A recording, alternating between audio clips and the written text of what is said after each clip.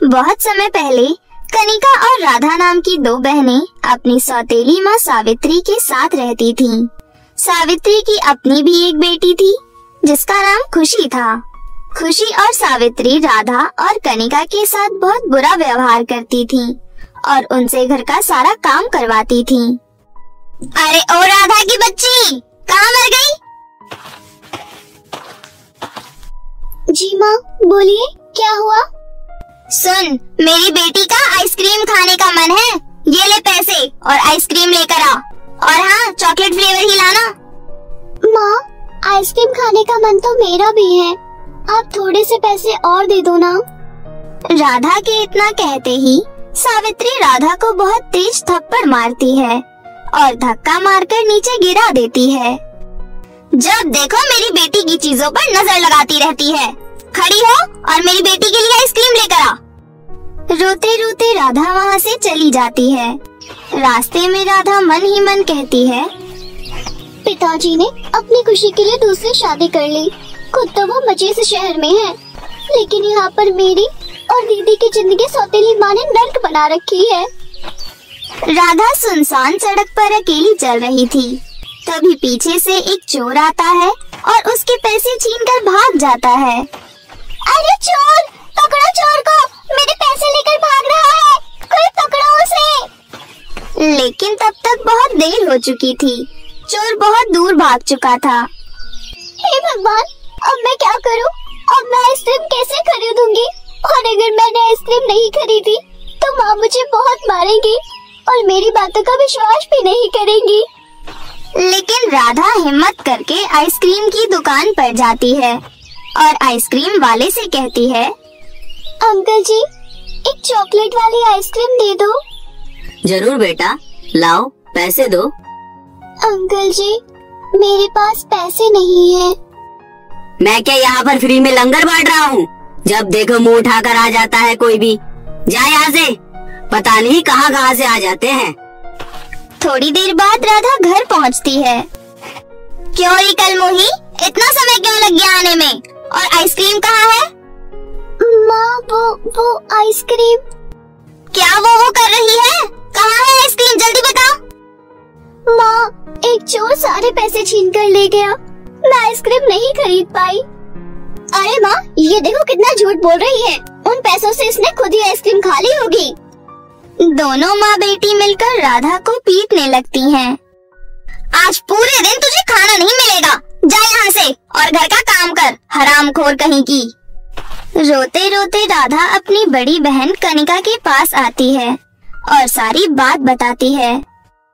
बहन, तुम रो मत, मुझे पता है तुमने ऐसा नहीं किया। दीदी, हमें इन दोनों से कैसे छुटकारा मिलेगा? इन दोनों ने हमारी जिंदगी नर्क बना रखी है। तू चिंता मत कर बहन, बहुत जल्दी सब कुछ ठीक हो जाएगा। दोनों बहनें मिलकर घर का सारा काम करती हैं। थोड़ी देर बाद कनिका सावित्री के पास जाती है और कहती है, माँ, घर का सारा काम हो गया, अब हमें खाना दे दो और राधा का भी खाना दे दो। अभी राधा छोटी है, उससे गलती हो गई। उसकी तरफ से मैं आपसे माफी मांगती हूँ। आगे से कभी भी वो ऐसा नहीं करेगी।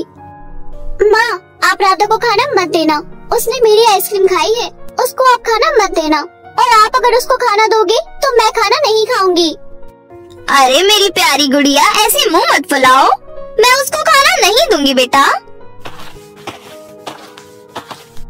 इतना कहकर सावित्री कनिका को एक रोटी देती है। ये पकड़ एक रोटी और जा यहाँ से, और अगर अब कुछ बोलेगी तो तेरा भी खाना बंद कर दूंगी मैं। कनिका एक रोटी लेकर राधा के पास आती है और कहती है, राधा, खाना खा ले। मैंने तो खा लिया, एक रोटी मैंने तुम्हारे लिए बचा दी है, ये तुम खा लो। लेकिन माँ को मत बताना कि मैंने तुम्हें रोटी दी थी। आप झूठ बोल रही हो दीदी, मुझे पता है आपने कुछ नहीं खाया है। ये रोटी आप ही खा लो, मुझे बिल्कुल भूख नहीं है। अच्छा ठीक है, एक काम करते हैं, इसे आधा आधा खा लेते हैं। दोनों बहनें उस रोटी को आधा आधा खा लेती हैं और रोटी खाकर चुपचाप सो जाती हैं। अगले दिन सावित्री राधा और कनिका को अपने पास बुलाती है और कहती है, सुनो तुम दोनों, ये लो पैसे और बाजार से जाकर फल और सब्जियां ले आओ। और हाँ, आज तुम दोनों बाजार बिना चप्पल के जाओगी, यही तुम्हारी सजा है। लेकिन माँ, बाहर तो इतनी तेज धूप है, हम नंगे पैर कैसे चलेंगे? मैंने एक बार बोल दिया तो बोल दिया, जाओ यहाँ से, बाजार से सब्जियां लेकर आओ, नहीं तो प्रेस से तुम्हारे हाथ जला दूंगी। रोते रोते दोनों बहन बाजार चली जाती हैं। बाहर धूप बहुत तेज थी, दोनों के पैर जल रहे थे। दीदी, मेरे पैर जल रहे हैं, मुझसे चला नहीं जा रहा। राधा, तू एक काम कर, इस पेड़ के नीचे बैठ जा, मैं सब्जियां लेकर आ जाती हूँ। तभी कनिका और राधा के पास एक बुढ़िया आती है। अरे बेटे, मुझे चक्कर आ रहे हैं, क्या तुम ये सामान मेरे घर तक छोड़ दोगे? बस थोड़ी ही दूर पर मेरा घर है। आइए दादी, आप हमारे साथ चलिए, हम आपके सामान और आपको घर छोड़ देते हैं। दोनों बहनें बुढ़िया का सामान लेकर बुढ़िया के पीछे पीछे चलने लगती हैं। थोड़ी देर बाद कनिका और राधा बुढ़िया के घर पहुंच जाती हैं। तुम दोनों का बहुत बहुत शुक्रिया, तुम दोनों तो बहुत ही संस्कारी हो। लेकिन बेटी, तुम दोनों इतनी गर्मी में कहाँ जा रही थी और तुम नंगे पैर क्यों हो? बूढ़ी औरत की बात सुनकर राधा रो पड़ती है और कहती है, दादी, हमारे घर में हमारी सौतेली माँ है जो हम पर बहुत अत्याचार करती है। आज तो उन्होंने हद ही कर दी, हमें नंगे पैर इतनी धूप में बाजार में सब्जी लाने को भेज दिया। हे भगवान, तुम्हारी सौतेली माँ तो बहुत ही दुष्ट औरत है। ऊपर वाला ऐसी सौतेली माँ किसी को ना दे। लेकिन तुम दोनों चिंता मत करो, मैं तुम्हारी मदद करूँगी। उसके बाद वो बूढ़ी औरत उन दोनों को एक नदी के पास ले आती है। बेटी, ये सोने और चांदी की चूड़ियों की नदी है। हे जादुई नदी, इन दोनों बहनों की मदद करो। तभी उस नदी से सोने और चांदी की चूड़ियाँ बाहर निकल कर आती हैं। बेटी, तुम ये चूड़ियाँ रख लो, ये सोने और चांदी की जादुई चूड़ियाँ हैं। ये तुम्हारी हर मुसीबत में मदद करेंगी। उसके बाद दोनों बहनें चूड़ियाँ लेकर अपने घर चली जाती हैं। अब जब भी सावित्री राधा और कनिका को मारती थी तो राधा और कनिका बहुत हंसती थी। उन दोनों पर मार का कोई असर नहीं होता था और अब वो दोनों अपनी सौतेली माँ से खाना भी नहीं मांगती थी। वो दोनों सोने और चांदी की चूड़ियों से ही खाना मांगती थी और सोने और चांदी की जादुई चूड़ियों की मदद से घर का सारा काम भी कर लेती थी। माँ, आप देख रही हो ना, आज के लिए दोनों बहनें कुछ ज्यादा ही खुश रहती हैं और अब तो आपसे खाना भी नहीं मांगती और तो और घर का काम भी बहुत जल्दी कर लेती है। हम दोनों इन्हें कितना मारते हैं लेकिन कोई असर ही नहीं है इन दोनों पर। मुझे लगता है कुछ न कुछ गड़बड़ जरूर है। आज से हम दोनों इन दोनों पर नजर रखेंगे। दोनों माँ बेटी छुपकर राधा और कनिका पर नजर रखने लगी। एक दिन राधा और कनिका सोने और चांदी की चूड़ियों से खाना मांगती हैं, तो वो सब सावित्री और प्रिया देख लेती हैं। अरे माँ, इन दोनों के पास तो सोने और चांदी की जादुई चूड़ियाँ हैं। माँ, ये चूड़ियाँ मुझे भी चाहिए। इसके बाद सावित्री और खुशी राधा और कनिका के कमरे में जाती है और उनसे चूड़ियाँ छीन लेती है। इसके बाद खुशी और सावित्री अपने हाथों में चूड़ियाँ पहन लेती हैं, लेकिन चूड़ियाँ पहनते ही उन दोनों को बहुत तेज करंट लगता है। अरे माँ, इन चूड़ियों में तो करंट आ रहा है, बचाओ, कोई बचाओ मुझे। राधा, कनिका, बेटियों मुझे माफ कर दो, हमने तुम्हारे साथ बहुत गलत किया है, रोको ना इनको। सोने और चांदी की जादुई चूड़ियाँ, इन्हें माफ कर दो, इन्हें छोड़ दो। राधा के इतना कहते ही सावित्री और खुशी के हाथों में से चूड़ियाँ निकल जाती हैं। हमें माफ कर दो बेटी, हम आज के बाद तुम्हारे साथ बहुत अच्छा व्यवहार करेंगे। उस दिन से खुशी और सावित्री दोनों राधा और कनिका से अच्छा व्यवहार करने लगी। अब सभी मिलजुल कर हंसी खुशी रहने लगे। एक बार की बात है, प्रीति अपनी माँ सुरेखा के साथ रहा करती थी। वह लोग बहुत गरीब थे। प्रीति जब 5 वर्ष की थी तभी उसके पिता उसे हमेशा हमेशा के लिए अकेला छोड़कर चले जाते हैं। सुरेखा ने प्रीति को बहुत मुश्किलों से पाल पोस कर इतना बड़ा किया था। सुरेखा लोगों के घरों में झाड़ू पोंछे का काम करती थी और जो भी पैसे कमाती थी उसी से अपनी बेटी को 2 समय का खाना खिलाना, स्कूल की फीस जमा करना और उसकी छोटी मोटी जरूरतों को पूरा करना उसके लिए बहुत ज्यादा मुश्किल हो जाया करता था। ऐसे ही एक दिन प्रीति की एक दोस्त का जन्मदिन था। वह अपनी माँ से कहती है, मम्मी मेरी दोस्त सपना का जन्मदिन है। वह बहुत ज्यादा अमीर है, उसने मुझे इनवाइट किया है, लेकिन मेरे पास तो एक भी अच्छी ड्रेस नहीं है। क्या आप मुझे एक नई फ्रॉक दिला देंगी ताकि मैं उसके जन्मदिन पर पहनकर जा सकूं और मेरी इंसल्ट ना हो? मेरी प्यारी बच्ची, तुम्हें घर के हालात पता तो हैं। लोगों के घरों में काम करके चंद रुपये ही मिलते हैं, जिससे घर का खर्चा चलाना और तुम्हारे स्कूल की फीस जमा करना मेरे लिए बहुत मुश्किल हो जाता है।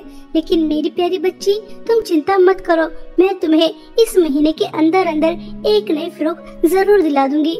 अभी जो है उन्हीं में गुजारा कर लो। प्रीति बहुत समझदार थी। उसे अपनी गरीबी का बहुत अच्छे से पता था, इसलिए वह अपनी माँ से कम ही जिद किया करती थी। प्रीति अपने दोस्त सपना के जन्मदिन पर अपने पुराने कपड़ों में ही चली जाती है।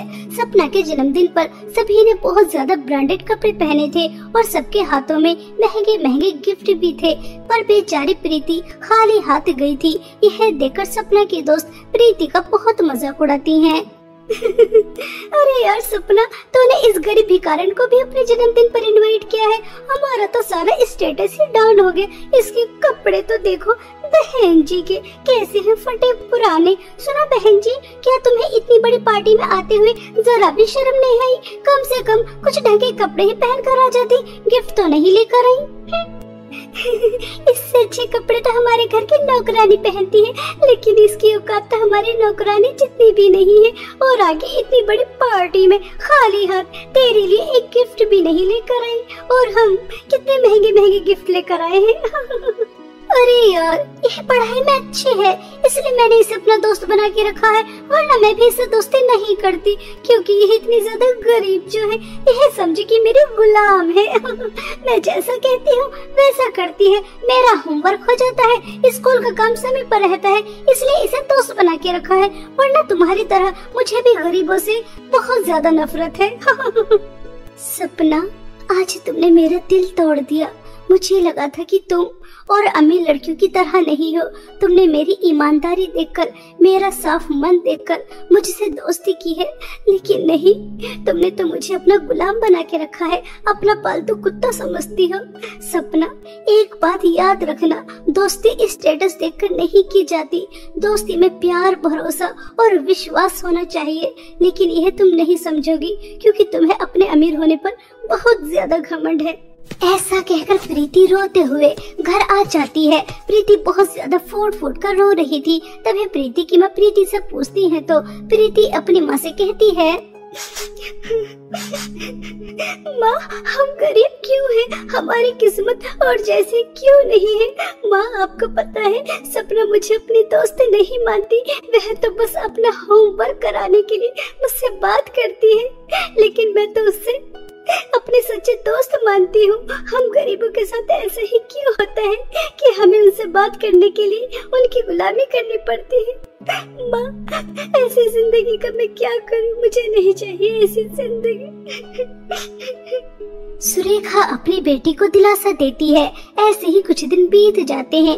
एक दिन छुट्टी हो जाने के बाद 2 बच्चे फटे पुराने कपड़ों में सपना और उसकी दोस्त के पास आते हैं और उनसे कहते हैं, दीदी दीदी, हमारी मदद करो, हम दोनों भाई बहन ने कुछ भी नहीं खाया, हम भूखे हैं, और अगर हमने किसी से कुछ खाने के लिए मांगा तो उन्होंने हमारी पिटाई भी की। देखो, हमारे सर से खून भी निकल रहा है, कृपया करके आप हमारी मदद करो।